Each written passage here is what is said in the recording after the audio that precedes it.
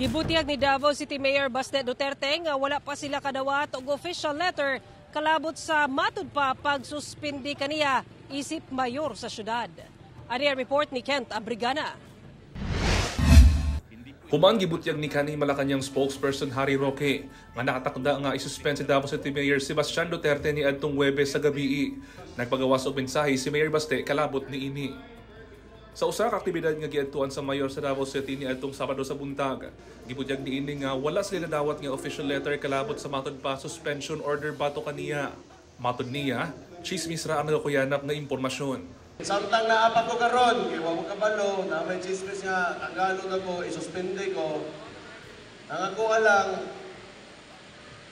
padayon lang yun mo. Pero chismis lang man na, kumagot, na to mo abot na yun. Kay numduman nga giingnan ni Mayor Baste nga tamad si Pangulong Ferdinand Marcos Jr. o gihagit niini nga munaog sa iyang pwesto.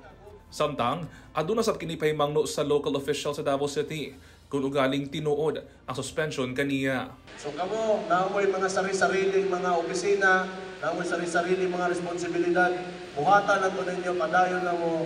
Aduna sab kini mensahe sa ubang opisyal sa gobyerno nga ginagamit ang pagpangapod-apod o hinabang alang matud pa sa ilang personal na interes. Kung politika may istoryahan, mao man ang sakit yun sa Pilipinas.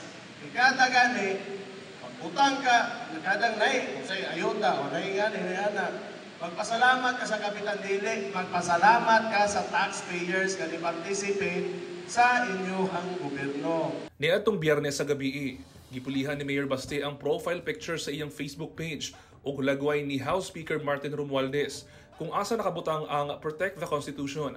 I stand with City Mayor Baste Duterte. Wala mihatag og pahayag ang mayor kalabot niini.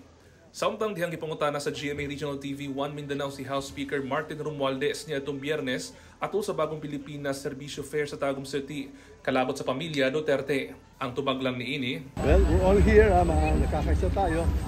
We love the Norte, we all love the region, and we are all going to be united to support the region.